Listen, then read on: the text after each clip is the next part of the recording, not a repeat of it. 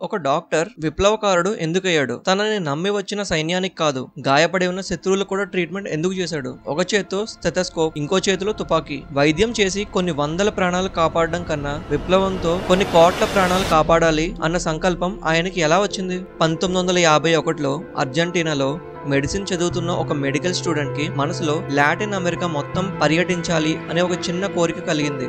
అయితే అతనికి అప్పుడు తెలియదు ఆ ప్రయాణం అతని జీవితాన్ని మార్చేస్తుందని, చరిత్రలోనే నిలిచిపోయే ఒక గొప్ప విప్లవకారుని చేస్తుంది అని. విప్లవకారుడు అన్నప్పుడు మన మైండ్ లోకి వచ్చే మొదటి పేరే చే గువారా. మనం ఇప్పుడు ఆయన లైఫ్ స్టోరీ బ్రీఫ్ గా మాట్లాడుకుందాం.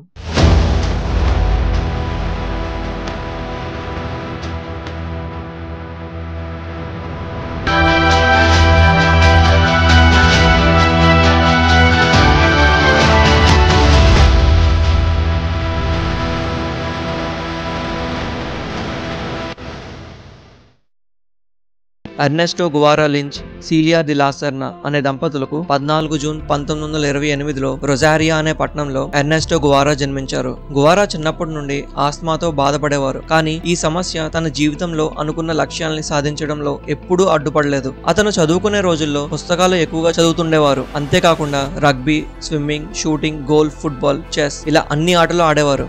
చిన్నప్పటి నుంచే పేద ప్రజల వైపు మక్కువ చూపేవారు. 1950లో మెడికల్ కాలేజ్ లో డాక్టర్ చదువుతున్న రోజుల్లో ఆయన తన మొదటి యాత్ర చేయడం జరిగింది. ఈ యాత్ర తన సైకిల్ సహాయంతో అర్జెంటీనాలోని రూరల్ ప్లేసెస్ లో దాదాపు 4500 కిలోమీటర్లు ప్రయాణం చేశారు. తన రెండవ ప్రయాణాన్ని 1951లో సౌత్ అమెరికాలో చేశారు. ఈ ప్రయాణం తన మోటార్ సైకిల్ పై 4 నెలల పాటు చేశారు. ఈ జర్నీ మీద ఆయన ద మోటార్ సైకిల్ డైరీస్ అనే పుస్తకం కూడా రాయడం జరిగింది. ఈ ప్రయాణం సమయంలో చిలే దేశంలో ప్రజలు పడే కష్టాలు, పేదరికం, అక్కడ జరిగే అన్యాయాన్ని చూసి చాలా కదిలిపోయారు. ఈ జర్నీ కంప్లీట్ అయ్యాక 1953లో తన చదువుని పూర్తి చేసుకుని డాక్టర్ ఎర్నెస్టో గువారా అయ్యారు. 1953లో గౌతమాలా దేశంలో ప్రజలు పడుతున్న కష్టాలు చూసి అక్కడ విప్లవాన్ని మొదలు పెట్టాలని అనుకున్నారు. 1954లో మెక్సికోలో జనరల్ హాస్పిటల్లో తన వైద్య వృత్తి కొనసాగించారు. ఆ సమయంలో గౌతమాలా నుంచి వచ్చి ఉంటున్న కొంతమంది ప్రముఖులు మరియు విప్లవకారులతో చేకు పరిచయం ఏర్పడింది. ఈ క్రమంలో 26th జూలై ఉద్యమాన్ని స్థాపించిన ఫిడెల్ కాస్ట్రోని కూడా కలవడం జరిగింది. ఇతను క్యూబన్ రెవల్యూషన్ కి చెందిన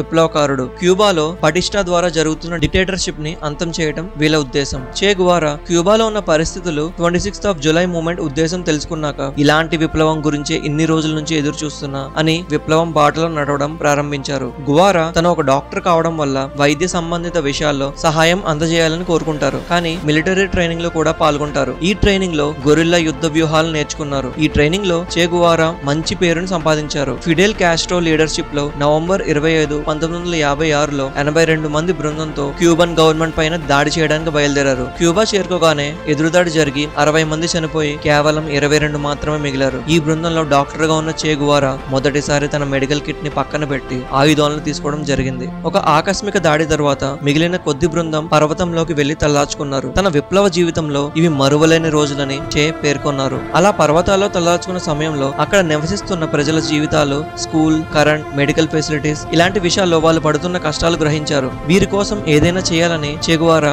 చిన్న చిన్న హాస్పిటల్, స్కూల్స్, తినడానికి బ్రెడ్, ఓవెన్లు తయారు చేశారు. చే గువారా యొక్క తెలివితేటల్ని చూసిన తర్వాత ఫిడెల్ కాస్ట్రో ఆర్మీ యొక్క కమాండర్ గా నియమించారు. ఈ బృందంలో చదువురాని వారికి చదువు వచ్చిన వారు పాఠాలు చెప్పేవారు. మరోవైపు క్యూబన్ గవర్నమెంట్ తిరుగుబాటుదారుల్ని పట్టుకుని వెంటనే చంపడం మొదలు పెట్టారు. 1958లో లాస్ మెర్సిడీస్ వార్ ద్వారా క్యూబా విప్లవాన్ని అణిచివేయాలని అనుకున్నారు. కానీ చే ఈ యుద్ధం తనదైన శైలిలో పూర్తి చేసి ఓడిపోకుండా కాపాడుకున్నారు. ఆ ఏడాది చివరిలో చే గువారా ఆర్మీ క్యూబా రాజధాని వైపు దాడి చేయడం మొదలుపెట్టి కొన్ని రోజుల్లోనే సొంతం చేసుకున్నారు. ఈ విషయం గ్రహించిన బటిస్టా పెద్ద మొత్తం సొమ్ముతో దేశం వదిలి పారిపోయాడు. చే ఆర్మీ క్యూబన్ గవర్నమెంట్ కి చెందిన చాలా మందిని బందీలుగా చేసి మరణశిక్ష విధించింది. గువారా అధికారంలోకి వచ్చిన తర్వాత క్యూబాలో చాలా మార్పులు వచ్చాయి. చదువు, వైద్య సదుపాయాలు, పక్కా ఇళ్లు మరియు ఉద్యోగాల పట్ల దృష్టి సారించారు. చేకి కాస్ట్రోకి మధ్య అభిప్రాయ భేదాలు రావడం వల్ల చే క్యూబా వదిలిపెట్టి వెళ్లిపోయారు. క్యూబా నుండి ఆఫ్రికాలో ఉన్న కాంగోకి వెళ్లి అక్కడ పోరాడుతున్న నాయకులతో చేయి కలపడం చెప్పడం జరిగింది. కానీ ఆయన అనుకున్న విధంగా కాంగో నాయకులు పోరాడకపోవడంతో ఆయన నిరాశ చెందారు. అక్కడ ప్రజలకి పోరాటం చేసే ఉద్దేశం లేదని గువారా అక్కడ నుండి వెళ్లిపోయారు. కాంగో తర్వాత